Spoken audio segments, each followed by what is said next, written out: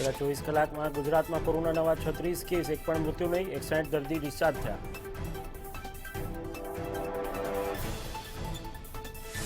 રાજ્યમાં વરસાદને પગલે દક્ષિણ ગુજરાતમાં રેડ એલર્ટ, ઉત્તર અને મધ્ય ગુજરાતમાં પણ એલર્ટ.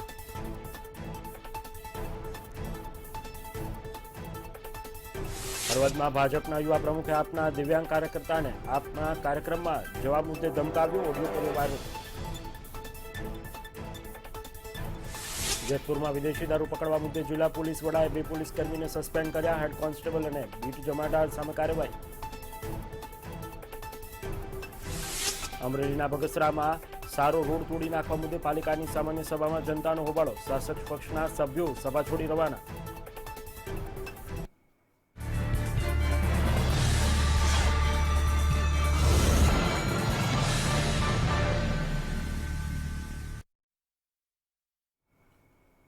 નમસ્કાર, ગુજરાત રાઉન્ડઅપ સાથે હું છું ભૂમિ જાની અને તમે જોઈ રહ્યા છો મંતવ્ય ન્યૂઝ. સમાચારની શરૂઆત કરીશું મહત્વના સમાચારોથી. રાજકોટમાં વરસાદ ખેંચાતા ખેડૂતો દ્વારા કરવામાં આવેલી વાવણી નિષ્ફળ જવાની ભીતિ સેવાઈ રહી છે, પરંતુ ફરી રાજકોટમાં મેઘમહેર થતા ખેડૂતોના પાકને નવું જીવનદાન મળ્યું છે. રાજકોટ જિલ્લામાં 5.35 લાખ હેક્ટર પૈકી 5.10 લાખ હેક્ટરમાં વાવેતરની પ્રક્રિયા પૂર્ણ કરવામાં આવી છે અને 25,000 હેક્ટર વાવણી લાયક જમીનમાં વાવેતરની પ્રક્રિયા બાકી છે, જે આ સપ્તાહમાં પૂર્ણ થઈ જશે. ચાલુ વર્ષે ખેડૂતો દ્વારા કપાસનું વાવેતર રાજકોટ જિલ્લામાં છેલ્લા 5 વર્ષમાં સૌથી ઓછું વાવેતર કર્યાનું સામે આવ્યું છે.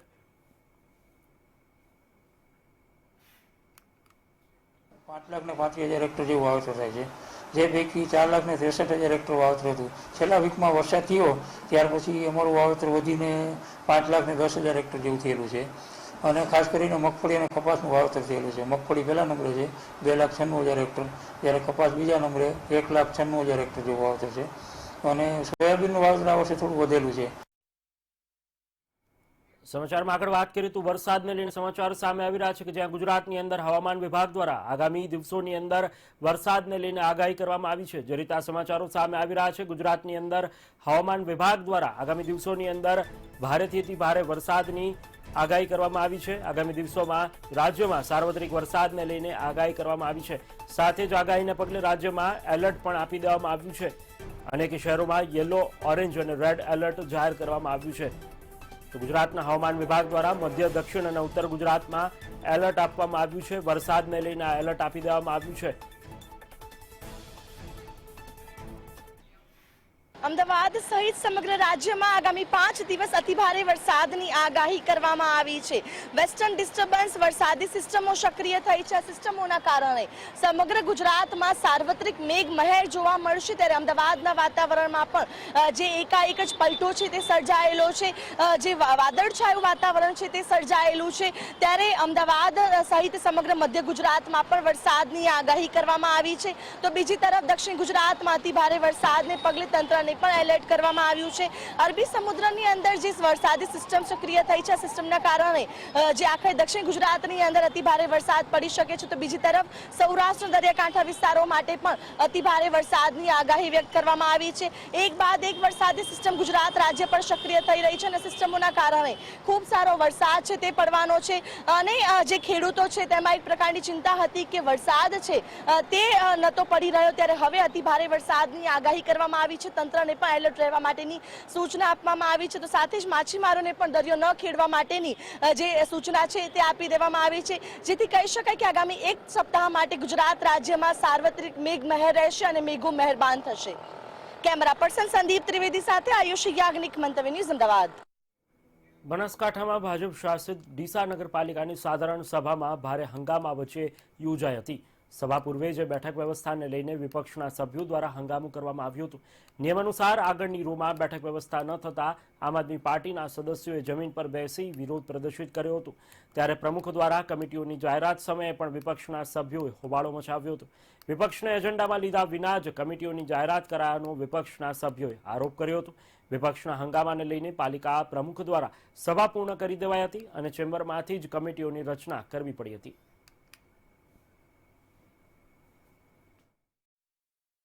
આજે નગરપાલિકાની સામાન્ય સભા યોજવામાં આવી હતી, પણ એવું લાગ્યું કે મછલી માર્કેટમાં આવીને બધા હોબાળો મચાવ્યો હોય, કોઈએ સાંભળવાની ત્રેવડ નથી બતાવી. અમે અમારો વિરોધ કરવાની કોશિશ કરી. મુદ્દા એ લોકો પર્ટિક્યુલર હોમવર્ક કરીને આવ્યા જ ના હોય.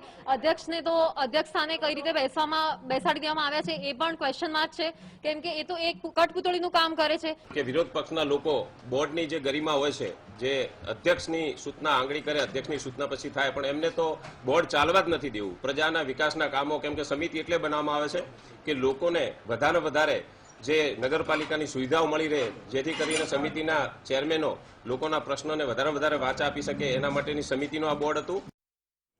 ધાનેરા તાલુકાના ધાખા ગામના સરપંચ ગામમાં વિકાસ તો કરવું છે, પરંતુ રાજકીય ખટરાગના કારણે ગામનો વિકાસ અટકી ગયો છે. શું છે સમગ્ર ગામની પરિસ્થિતિ અને કેમ અટકી ગયા છે ગામના વિકાસના કાર્યો, જોઈએ અમારા આ રિપોર્ટમાં.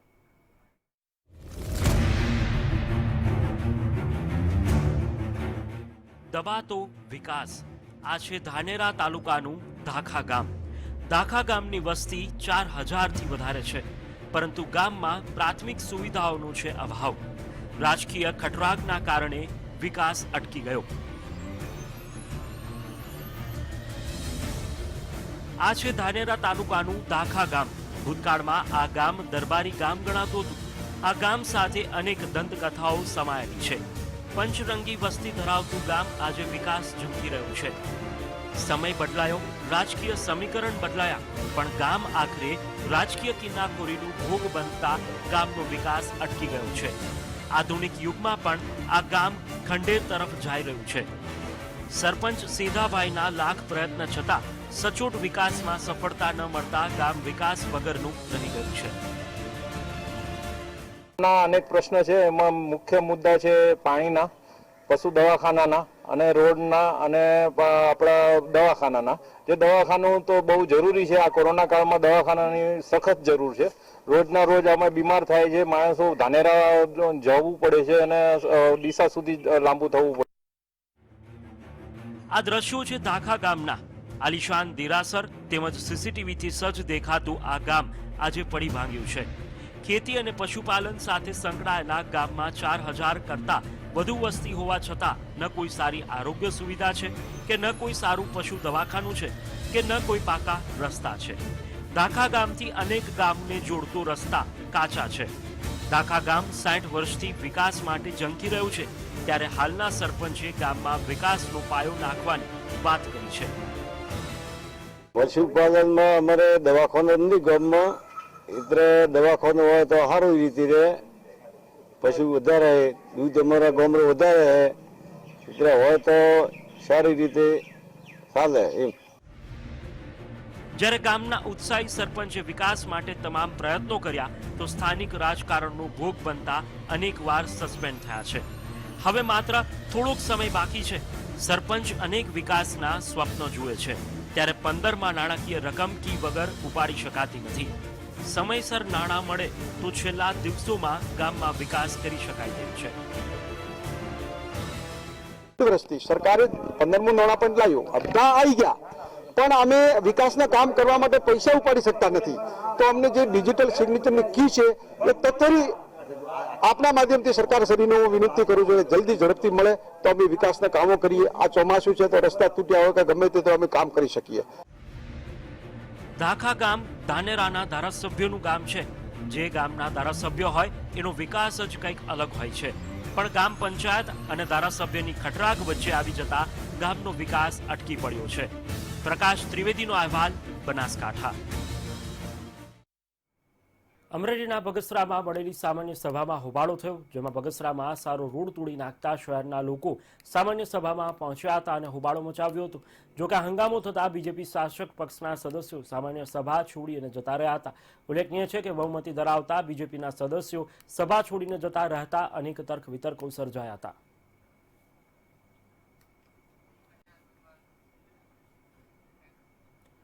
મોડાસાના રેલવે સ્ટેશન વિસ્તારમાંથી યુવકનો મૃતદેહ મળી આવ્યો હતો. જોકે હજુ સુધી યુવકના મોતનું કારણ જાણી શકાયું નથી.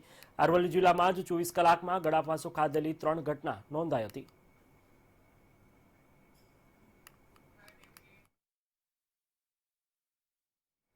ભાવનગરના ભડલી ગામે વાડ વિસ્તારમાંથી યુવકનો મૃતદેહ મળ્યો હતો. તપાસ દરમિયાન મૃતકનું નામ રજીતસિંહ ગોહિલ ખુલ્યું હતું.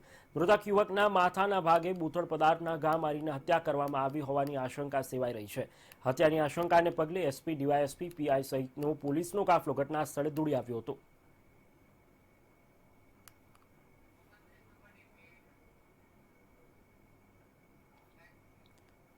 અરવલ્લી જિલ્લાના માલપુરમાંથી માતા પુત્રના મૃતદેહ મળ્યા છે. ઝાડ પર લટકાતા માતા પુત્રના મૃતદેહ મળ્યા, જેની જાણ કરાતા પીએસઆઈ સહિતનો પોલીસ કાફલો ઘટના સ્થળે પહોંચી ગયો હતો અને આત્મહત્યા છે કે હત્યા તે અંગે પોલીસ તપાસ હાથ ધરી છે.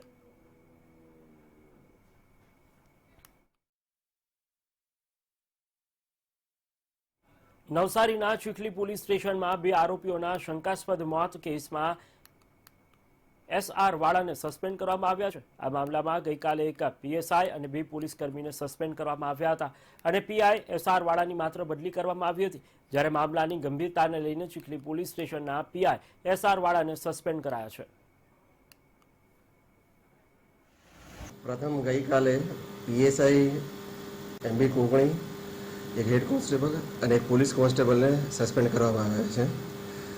તેમજ ચીખલી પોલીસ સ્ટેશનના થાણા અધિકારી AR વાળાને પણ બદલી કરી અને એમને પણ ફરજ મોકૂફ હેઠળ મૂકવામાં આવેલ છે.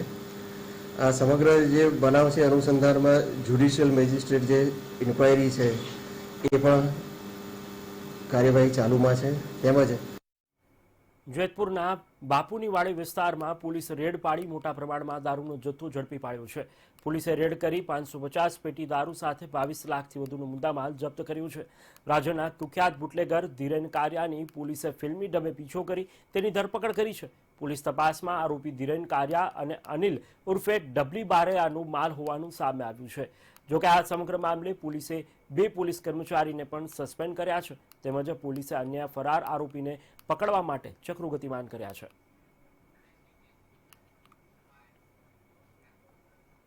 સુરેન્દ્રનગરના લીંબડી તાલુકાના જનશાળી ગામ પાસે આવેલા હોટેલમાં થોડા દિવસો અગાઉ જૂથ અથડામણ થઈ હતી, જેના વિડીયો સોશિયલ મીડિયામાં વાયરલ થયા છે. ખાનગી કંપનીમાં કોન્ટ્રાક્ટ બાબતે અલગ અલગ જ્ઞાતિના 2 જૂથો વચ્ચે થયેલી અથડામણનો વિડીયો સોશિયલ મીડિયામાં વાયરલ થયો છે.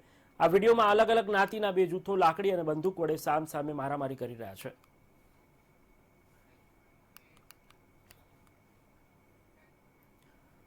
આઝાદીના વર્ષો પછી પણ કચ્છ હજુ રેલ સેવાથી વંચિત છે. કચ્છના વાગડ પ્રદેશમાં રહેતા કચ્છીઓ મોટાભાગે ધંધાર્થે મુંબઈ અને અન્ય રાજ્યોમાં સ્થાયી થયા છે.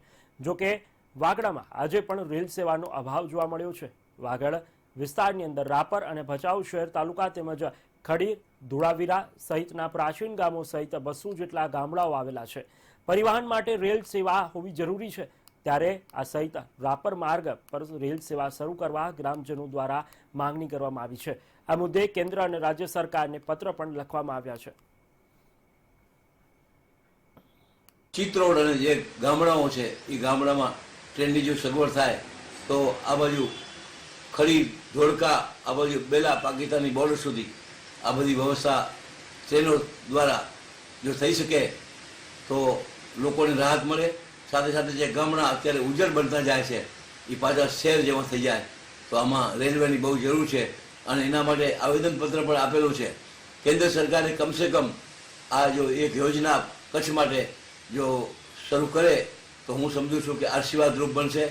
નાના માણસોને મોટી રાહત મળશે. સુરતના ઓલપાડના વેલુક ગામે મૂકવામાં આવેલા વીજ સબસ્ટેશન ઉદ્ઘાટન વગર પડી ગયું છે. ઓલપાડના વેલુક ગામે 5 વર્ષ પહેલા જેટકો કંપનીએ સ્થાનિક વિસ્તારના લોકોની માંગણીને લઈને વીજ પુરવઠો પૂરો પાડવા તેમજ ઓલપાડ સબસ્ટેશન ઉપર વીજ લોડનું ભારણ ઘટાડવા 66 kV સબસ્ટેશનનું કામ શરૂ કરવામાં આવ્યું હતું. છેલ્લા 2 વર્ષથી આ સબસ્ટેશન નિર્માણાધીન થઈ અને કામ પણ પૂર્ણ થયું છે. તે છતાં હજુ સુધી આ સબસ્ટેશન કાર્યરત કરવામાં નથી આવ્યું. 5 વર્ષથી જે રીતે આ કરોડો રૂપિયાના ખર્ચ પછી પણ આ સરકારી સબસ્ટેશન એમ જ પડેલું છે. અમારી બધાને વિનંતી છે સરકારના ગઈકાલે જ મેં માનનીય મુખ્યમંત્રીશ્રીને, ઉર્જા મંત્રીશ્રીને, કલેક્ટરને અને જેટકો કંપનીના અધિકારીને વિનંતી કરી છે કે તમે તાત્કાલિક અસરથી આ વિસ્તારના લોકોને વીજ પુરવઠો મળે અને જે લાઇન લોસ છે, જે અપૂરતી અનિયમિતતા જે વીજળીની છે અને જેના કારણે ખેડૂતોને વીજ કનેક્શન પણ મળ્યા નથી, જો આ ચાલુ કરવામાં આવે તો તાત્કાલિક અસરથી આ વિસ્તારના ખેડૂતોને બધાની સમસ્યાનો હલ થાય. એટલા ને આ 5 વર્ષથી આ ગેટકો કંપનીએ બનાવીને મૂક્યું છે, ચાલુ થતું નથી. એનું કારણ ખેડૂતોને ખબર પડતી નથી. પણ નવી અરજીઓ જે થઈ છે આ ચાલુ થઈ જાય તો અત્યારે જીઈબી એમ કહે છે કે લોડ વધારે છે એટલે આપતા નથી, તો આ ચાલુ થઈ જાય તો લોડ ઓછો થઈ જાય અને દરેક ખેડૂતોને ખેતર. હળવદના આપના કાર્યકર અને ભાજપનો ઓડિયો વાયરલ થયો છે. ભાજપના યુવા આપના કાર્યકરને ગાળો બોલી રહ્યા હતા. 2 દિવસ પહેલા આપની સભામાં ગયેલ દિવ્યાંગની ગાળો બોલી હોવાનો ઓડિયો વાયરલ થયો છે. તેમજ આપના કાર્યકર્તાના ટાટિયા ભાંગી નાખવાની ધમકી પણ આપી હતી. ત્યારે આ સમગ્ર મામલે આપના કાર્યકર્તાઓએ હળવદ પોલીસ સ્ટેશનમાં અરજી કરી છે. હાલો આટલી તો એને યુવા ભાજપની મીટિંગ લઉં, 150 જણા નથી, 100 જણામાં તમારા કંતાનમાં બેઠા ને 150 જણા જ છે ખાલી, એટલી તો યુવા ભાજપની મીટિંગ લઉં કે ફેસબુક પર જોઈ ને 150 જણા તો ખાલી યુવા ભાજપની મીટિંગ હળવદ તાલુકા બાયડ ગામમાં 150 જણા લઈને બેઠું કે નીકળી પડ્યો હું કઈ બંધ કે ગુજરાતના ખેડૂતો ધીરે ધીરે પ્રગતિશીલ બનવા લાગ્યા છે. ઓછા ખર્ચે વધુ નફો થાય તેવી ખેતી તરફ હવે ખેડૂતો વળ્યા છે. ધોરાજીના એક ખેડૂતે ગુજરાતમાં અશક્ય એવી ચંદનની ખેતી કરી ભવિષ્યનું રોકાણ કર્યું છે. ચંદનથી ચમકદાર કમાણી. ચંદનથી ચમકદાર કમાણી. ગુજરાતના ખેડૂતો બન્યા પ્રગતિશીલ. ભવિષ્યની આવક માટે કર્યું ખેતી રોકાણ. ધોરાજીના ખેડૂતે કરી ચંદનની ખેતી. 600 જેટલા છોડનું કર્યું ખેતરમાં વાવેતર. ગુજરાતના ખેડૂતો આધુનિક ખેતી કરી રહ્યા છે. ગુજરાતમાં જે ખેતી અશક્ય છે તેવી ખેતીની શરૂઆત ધોરાજીના ખેડૂતે કરી છે. ભગવાનભાઈ ચવાડિયાએ પોતાના ખેતરમાં ચંદનની ખેતી કરી છે. યુટ્યુબ પર ચંદનની ખેતી વિશે જાણી 1 એકરમાં ચંદનના વૃક્ષોનું વાવેતર કર્યું છે. આજથી 4 વર્ષ પહેલા તેઓએ માત્ર 120 રૂપિયાના ચંદનનો એક છોડ લીધો અને અંદાજિત 600 જેટલા છોડ તેણે તેના ખેતરમાં વાવ્યા હતા. જેની અંદર 600 વૃક્ષ વાવેલા છે. એક છોડની કિંમત, એના રોપાની કિંમત 120 રૂપિયા લેખે મેં લીધું છે અને 8 બાય 8 ને અંતરે વાવેલું કરેલું છે. આદિ જાળવણીનું આજ અત્યારે 4થું વર્ષ હાલે છે અમારે અને 3-4 વર્ષ જ આને ખાસ ધ્યાન રાખવું પડે છે. બાકી તો એની રીતે જ બધું કરી લે છે અને બીજા અન્ય પાક કરતા આની અંદર બહુ ઓછી મહેનત. ભગવાનભાઈએ કરેલા ચંદનના વાવેતરને જોવા માટે અનેક ખેડૂતો આવે છે અને ધીમે ધીમે ખેડૂતો ચંદનની ખેતી તરફ વળી રહ્યા છે. ચંદનનું વૃક્ષ 15 વર્ષ બાદ વધુ આવક આપે છે. એક વૃક્ષ 2 થી 3 લાખની આવક ઊભી કરી આપે છે. વૃક્ષની અંદર લાખ રૂપિયાથી માંડીને 2 લાખ રૂપિયા સુધીનું વળતર મળી શકે એમ છે પ્રત્યક્ષ વૃક્ષ દીઠ. તો જો ખેડૂતો આ વાવેતર કરે અને આ ખેડૂતોને 120 રૂપિયામાં રોપો મળે, જ્યારે સામે સરકારશ્રી તરફથી ફોરેસ્ટ વિભાગમાંથી 30 રૂપિયા જેવી સબસિડી મળે છે, તો ખેડૂતોને આ વધુમાં વધુ વૃક્ષ વાવવા જોઈએ એવું મારું માનવું છે. ખેડૂતો પણ હવે સોશિયલ મીડિયાના માધ્યમથી નવી ખેતી તરફ આગળ વધી રહ્યા છે, જેમાં ચંદનની ખેતી આવનારા ભવિષ્ય માટે પ્રોવિડન્ટ ફંડ જેવી છે. સૌરાષ્ટ્રના ખેડૂત છે તે નવતર પ્રકારની ખેતી કરવા માટે જાણીતા છે. ત્યારે જો વાત કરીએ ધોરાજીના ખેડૂતની, તો ધોરાજીના ખેડૂત છે ભગવાનજીભાઈ પટેલ, કે જેમણે પોતાના 2.5 વીઘા જમીનમાં છે તે 600 રોપાનું વાવેતર કર્યું છે, ચંદનના વૃક્ષનું વાવેતર કર્યું છે. ત્યારે હું આપને દ્રશ્ય બતાવવાનો પ્રયત્ન કરીશ કે આપ જોઈ શકો છો કે જેમણે છે પોતાના 2.5 વીઘા હેક્ટરમાં 2.5 વીઘા ખેતરમાં છે તે 600 રોપાનું વાવેતર કર્યું છે. તેમને આ પ્રેરણા છે તેને યુટ્યુબ ઉપર સર્ચ કરવાથી આ પ્રેરણા મળી હતી અને તેમણે 120 રૂપિયા લેખે છે તે 600 રોપાનું વાવેતર કર્યું છે. જેમની જાળવણી ખર્ચ તેમને માન 200 થી 300 રૂપિયા છે તે એક ઝાડ દીઠ થવાનો છે અને જેમને ઉછેર કરતા 15 વર્ષ લાગે છે. 15 વર્ષ બાદ છે તે એક છોડની કિંમત છે તે 2 થી 2.5 લાખ રૂપિયામાં છે તે આ વેચાય તેમ છે. અને આ ખેડૂતનું કહેવું છે કે જે અન્ય ખેતીમાં ભારે નુકસાન સહન કરવાનો વારો આવે છે, તો બધા ખેડૂતોએ છે તે એક નવીન પ્રકારની ખેતી તરફ પોતાના ખેતરમાં જે જગ્યા હોય ત્યારે તેમને ચંદનના વૃક્ષની ખેતી કરવી જરૂરી છે, જેથી કરીને આપણે આપણા આવનારી જિંદગીમાં 15 વર્ષ બાદ છે તે આપણે કોઈના બીજા ઉપર મોહતાજ ન રહેવું પડે અને આપણને કાયમી માટે આજીવિકા મળી રહે. નિલેશ મારું, મંતવ્ય ન્યૂઝ, જેતપુર. કોરોના મહામારીને લઈને 21 માર્ચ 2020થી સમગ્ર ભારતભરના ધાર્મિક સ્થળો બંધ કરવામાં આવ્યા હતા. જલારામ બાપાનું મંદિર પણ કોરોના કાળમાં બંધ કરી દેવામાં આવ્યું હતું. ત્યારે આજથી બાપાનું મંદિર ભક્તો માટે ખુલ્લું મૂકવામાં આવ્યું છે. ગુરુ પૂર્ણિમાના પાવન દિવસે આશરે 1.25 વર્ષ બાદ પૂજ્ય જલારામ બાપાના મંદિરનો મુખ્ય દ્વાર ભક્તો માટે ખુલ્લો કરવામાં આવ્યો. જલારામ બાપાનું મંદિર ખુલતા ભક્તો દૂર દૂરથી દર્શન કરવા માટે આવી રહ્યા હતા. કોરોના કહેરની પ્રથમ લહેરથી સંત શિરોમણી જલારામ બાપાની જગ્યા મંદિરનો મુખ્ય પ્રવેશ દ્વાર બંધ હતો. તે આજે 16 મહિના પછી દર્શનાર્થીઓ માટે મુખ્ય પ્રવેશ દ્વાર ખોલવામાં આવ્યો છે. દર્શનાર્થીઓને અત્યારે વિનંતી કરવાની છે કે સોશિયલ ડિસ્ટન્સ, માસ્ક પહેરવું ફરજિયાત અને સરકારશ્રીની ગાઈડલાઈન મુજબ રજીસ્ટ્રેશન કરી ટોકન મેળવી અને દર્શનાર્થીઓ સંત શિરોમણી જલારામ બાપાના દર્શન કરી ખૂબ જ આનંદની લાગણી છે આજે મને બાપાના દર્શન થયા. અને આજે કોરોના મહાકાળમાં સમગ્ર વિશ્વ જ્યારે ત્રાહિમામ છે, 2 લહેર આવી ગઈ, ત્રીજી લહેરમાં સમગ્ર વિશ્વને અને પૂરા દેશ ઇન્ડિયાને અને ગુજરાતને પૂરા સમગ્ર વિશ્વને બાપા આ મહામારીમાંથી ઉકારે એવી પ્રભુ પાસે પ્રાર્થના જલારામ બાપા પાસે. પાટણ જિલ્લાના રાધનપુર તાલુકાના ગોતરકા ગામમાં આવેલ બ્રહ્મચારી આશ્રમના સંત શ્રી નિજાનંદ બાપુ દ્વારા ગુરુ પૂર્ણિમા નિમિત્તે વૈદોનું પૂજન કરવામાં આવ્યું. ગોતરિકા ખાતે આવેલા સંત શ્રી નિજાનંદ બાપુના આશ્રમ બ્રહ્મચારી આશ્રમ ખાતે ગુરુ પૂર્ણિમાની ઉજવણી કરવામાં આવી હતી, જેની અંદર રાધનપુરમાં મત વિસ્તારમાં ધારાસભ્ય રઘુભાઈ દેસાઈ અને કોંગ્રેસના કાર્યકર્તાઓ, ભાજપના કાર્યકર્તાઓ, વિશ્વ હિન્દુ પરિષદના કાર્યકર્તાઓ, આરએસએસના કાર્યકર્તાઓ અને વિશ્વ હિન્દુ પરિષદના પ્રમુખ દિલીપભાઈ ત્રિવેદી, ગોતરકા ગામના સરપંચ તલાટી કમ મંત્રી કનુભાઈ જોશી, પ્રકાશ દક્ષિણી સહિતના લોકો ઉપસ્થિત રહ્યા હતા. કે જે અંધકારમાંથી પ્રકાશ તરફ આપણને લઈ જાય છે, એવી આપણી આ ગુરુ પૂર્ણિમા એટલે કે વ્યાસ પૂર્ણિમાની પરંપરા હિન્દુ સનાતન ધર્મની અંદર પ્રસ્થાપિત થયેલી છે. હિન્દુ સમાજ બધે જ આજે આ ઉત્સવ સેવા થાય, દીન દુખિયાની કઈ રીતે સેવા થાય એનો આજે સંદેશ અમને જો કોઈનાથી મળતો હોય આ વિસ્તારમાં નહીં તો મારા આખા જીવનમાં ઘણા બધા સંતો સાથે મારો પરિચય અને એમનો સહયોગ રહ્યો છે. પણ મને નિજાનંદ બાપુ મારા ગુરુના દર્શન થયા છે, એ માટે એમનો પણ આભાર માનું છું. અને આજે વેદ પૂજન કરાવીને એમને અમારા જીવનમાં એક નવી પદ્ધતિ, નવું સિંચન કર્યું છે, એ બદલ ગુરુજીનો આભાર છે. મને એવું લાગ્યું કે છેવટે તો જ્ઞાનની જ પૂજા છે, ગુરુ પૂજા એ જ્ઞાનની જ પૂજા છે, તો કેમ નહીં જે મૂળ સ્તોત્ર છે એની પૂજા કરવી. અને મૂળ સ્તોત્ર આપણા 4 વેદો છે, ચતુર્વેદ છે. એટલે મેં ગુરુ પૂર્ણિમાના દિવસે, વ્યાસ પૂર્ણિમાના દિવસે વેદ પૂજનનો જે છે એ પરંપરા 5 વર્ષ પહેલા શરૂ કરેલી. આજે એને 5મું. તો હાલ સમાચારોમાં અત્યારે બસ આટલું જ. વધુ સમાચાર માટે આપ જોતા રહો મંતવ્ય ન્યૂઝ અને સાથે લોગિન કરી શકો છો મારી વેબસાઇટ www.mantavynews.com. નમસ્કાર.